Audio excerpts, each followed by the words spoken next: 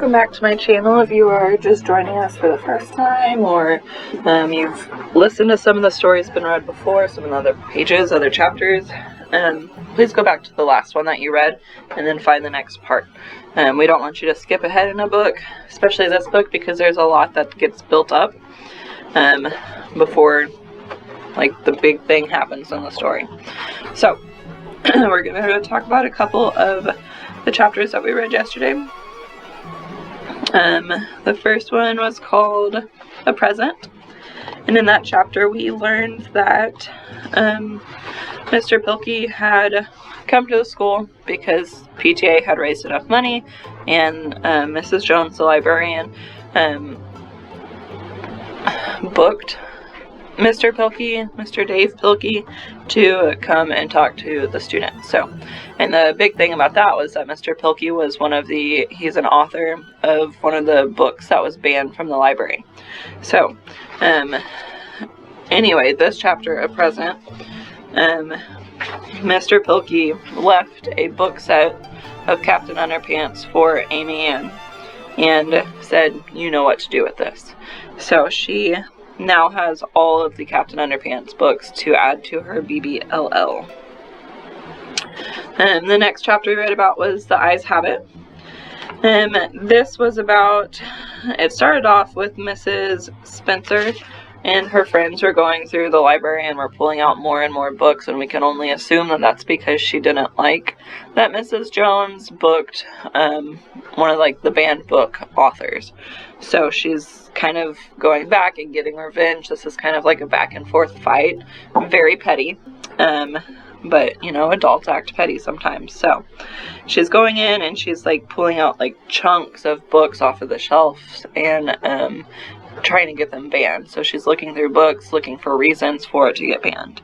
Danny and Rebecca and Amy Ann are all in the library meeting and talking together, and they are trying to figure out how they're going to get all of these books that Mrs. Spencer is now banning from the library. So one of the ideas was to buy them, and they were talking about how that was going to cost a lot of money, and the other idea was to steal them, which is not great, but I also don't agree with Mrs. Spencer pulling all of these books off of the shelves. So they decided to steal them. Their library has, imagine like in Walmart, before you are like walking out of the doors, they have those like two plastic machines, I guess. They're kind of like circular, but if you walk past them and you haven't paid for something, an alarm goes off. That's what this is. That's what they have in their library. I'll try to find a picture of it and put it up here so that you guys can see. But they have two of those in their library, so that if someone grabbed a book without checking it out under their name, the alarm goes off and Mrs. Jones knows who the book is going to and doesn't lose it. So they were worried about all of those books. What were they going to do? How are they going to get all of those books that they're stealing across and through those sensors? And luckily, Amy Ann remembered how to do it. So she knew that there was some kind of like magnetic something on the desk that Mrs. Jones like swiped the books over and it like took away the alarm somehow. So they did all of that, and she was really scared she was going to get caught, and even at the end, as she stepped between the sensors, Mrs. Jones called her name out. It says, "I froze. She knew I had heard her. I couldn't pretend I couldn't. I turned. No goodbye," Mrs. Jones said with a smile. I let out a sound that was something between "oh" and a frog croaking, then managed a wimpy little goodbye before hurrying away. So she was able to get out, and we're going to figure out what she's going to do with all of these new books, and we're going to go ahead and start reading right now. Golden Hoard. I sat on my bed, surrounded by books. I stacked them by size, then stacked them alphabetically, then stacked them by books I'd read and books I hadn't read. I loved the weight of them, the feel of them, especially the hardback books with the clear plastic coating that crinkled and crackled as you opened the book. Some of them were old, older even than I was. Some of them were brand new, and all of them had been banned. It was a treasure trove, these stacks, and suddenly I had the idea that I was Smaug the dragon, sitting on my piles of gold and jewels, and I would do anything to keep that hobbit and those dwarfs from taking them back. How had I not seen books as treasure before? I loved books. I couldn't imagine living without them, but I had never seen each book as such a valuable thing before. Even the books I wasn't interested in reading were like gold. It didn't matter what was inside them. One man's junk was another man's treasure, as my grandmother said. The same thing was true with books. One person's Captain Underpants was another person's from the mixed-up files of Mrs. Basil E. Frankweiler. I didn't have time to sit around thinking about it for too long, though. The house was quiet. Beautifully, unbelievably quiet. But it wouldn't last. Mom was in the kitchen on her laptop. Angelina was at Jamboree, running around like a racehorse, and Alexis was at ballet.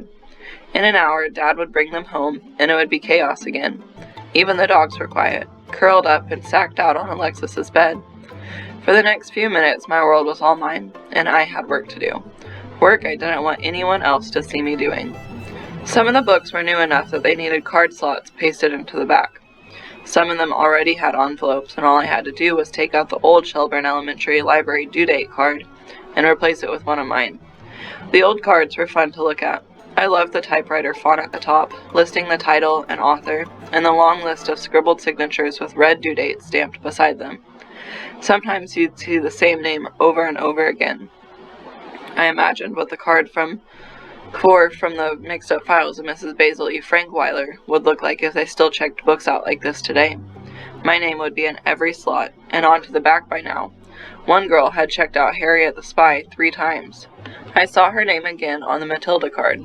If I had gone to Shelburne Elementary in 1985, she and I might have been friends. I pulled the card out of the next book and skimmed down it, looking for a familiar name, and then I saw one. A very familiar name. Was it? No. Could it? No, it couldn't be. But the more I stared at it, the more I thought, it has to be. That card was a keeper. Princesses 1 through 9. Jeffrey Gonzalez was back from his suspension. He sat in his seat in our classroom, arms folded, staring at his empty desk. Everybody else stayed clear of him, but I went up to him before class. "Hey," I said, "I'm sorry you got suspended." Jeffrey shrugged. "Whatever. I didn't know if you did it for us, or..." Jeffrey frowned. "What?" "You know." I lowered my voice because Coltrane dropped that book in the cafeteria. Principal Banana was about to pick it up when... "I didn't do it for you," Jeffrey said bitterly. "I didn't do it for anybody. He was in my seat." "Okay," I said. "Well, anyway, thanks. Live long and prosper." Live long and prosper was a thing Jeffrey liked to tell people. It was from Star Wars or something. "Yeah," he said. "Right." I left Jeffrey under his little black cloud. What was wrong with him? Usually he was drawing spaceships all over his notebook or using the Force to try and make the papier-mâché planets that hung from the ceiling spin backwards. Now he was just angry all the time. "All right, everybody. Language arts time," Mr. Vaughn said. "It's free reading Friday, so get out whatever you brought to read. I'm going to do the same." Free reading Friday was my all-time favorite thing about Mr. Vaughn's class. Every Friday for language arts, we all got to sit around the room and read anything we wanted to, as long as it wasn't a book for school. Even Mr. Vaughn read. He'd been reading an Agatha Christie mystery called Murder on the Orient Express. I pulled out The Mysterious Benedict Society and The Prisoner's Dilemma and opened it to my bookmark. I was just starting the part where the Mysterious Benedict Society falls into a trap when I heard Mr. Vaughn ask someone across the room, "The 17th Princess? What's that about?" I looked up with a squeak. Danny and Rebecca were gawking too. The 17th Princess was one of our fake covers. Someone was reading one of the BBLL books in class, and Mr. Vaughn had caught her. It was Lacey Edwards. Lacey was the tallest girl in 4th grade. She looked up at me in horror. The book wasn't about 17 princesses, of course. Inside it was, "Are you there, God? It's me, Margaret." I gave her a look that said, "Make something up!" Lacey had to look at the cover again to see what the title was. "It's about "The 17th princess," she said. Mr. Vaughn laughed. "Well, I gathered that. What happened to the first 16? "Well, the first one fell into a pot of boiling oil," Lacey said. "Ouch," Mr. Vaughn said. "The second one ate a poisoned apple." "Always a classic," said Mr. Vaughn. "The third one got sat on by a giant." Some of the kids around Lacey laughed. People were starting to pay attention to her. The fourth one turned into a werewolf. The fifth one was eaten by a giant shark. The sixth one choked on her own snot. "Ew," the class said, half laughing, half gagging. I sucked on a braid. "Why in the world did we have to make it 17 princesses?" "The 7th princess got kicked in the face with a soccer ball," Lacey said. She was really getting into it now. "The 8th princess, she stuck her tongue into an electrical socket." The other kids cheered for that one. Mr. Vaughn looked around at them, amused and concerned at the same time. "The 9th princess accidentally sat on her crown," Lacey said. "The 10th princess—" All right, Mr. Vaughn said. "I'm afraid if we go all the way to 17, language arts will be over before anyone's done any reading." He shook his head. "That's a strange book you've got there, but it sounds fun." Mr. Vaughn left Lacey's desk to go sit in the big chair at the front of the room and read his book. And I breathed a huge sigh of relief. I saw Danny and Rebecca do the same thing. That had been a close one. I guess we should be lucky the cover hadn't been "Smell My Finger." I was about to go back to my book when I saw one other person looking across the room at me, Trey McBride. He glanced over at Lacey, then back at me, then disappeared behind an Amulet graphic novel.